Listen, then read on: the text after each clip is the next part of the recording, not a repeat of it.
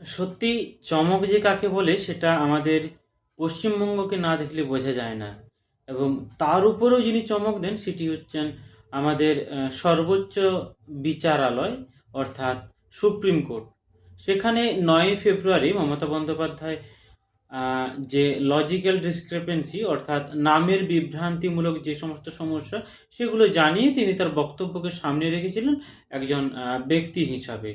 কারণ উনি এই সম্পর্কটা বিশেষ ভালোভাবে বলতে পারবেন সেই উপলক্ষে। এবং সেই উপলক্ষে আজকে সুপ্রিম কোর্টের শীর্ষ আদালত যে রায় দেয় এই বিষয়টাকে নজরে রাখার জন্য বা ধ্যানে রাখার জন্য, সেখানে কোনো আধিকারিক আমলা নয়, অর্থাৎ ইলেকশন কমিশন অফ ইন্ডিয়ার তরফ থেকে যাদেরকে অ্যাপয়েন্টমেন্ট করা হয়েছে তাদের কিন্তু আর কোনো গুরুত্ব রইল না।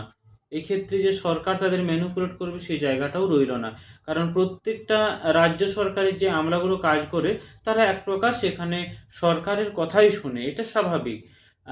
সেই ক্ষেত্রে সুপ্রিম কোর্ট যে বিচারটা সামনে রেখেছেন খুব সুন্দর।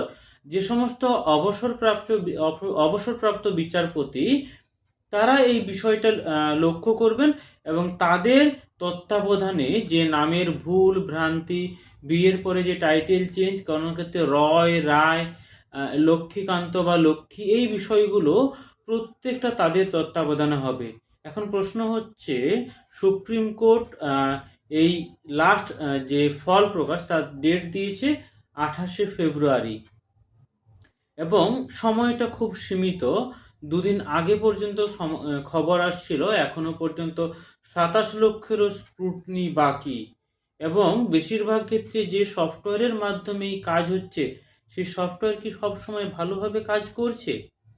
সেই সফটওয়্যারে কাজ করতে গেলে কি কি সমস্যার সম্মুখীন হতে হচ্ছে?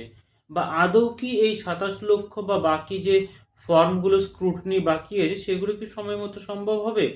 প্রশ্নটা তার থেকেও গুরুত্বপূর্ণ, এগুলো যদি সময় মতো শেষ না হয়, যদি 28শে ফেব্রুয়ারি এই অন্তিম ফল প্রকাশ না হয়, তাহলে কি ভোট পিছবে? এছাড়াও ভোটের সম্পর্কে আরও নতুন খবর রাখতে ফলো করুন। নমস্কার।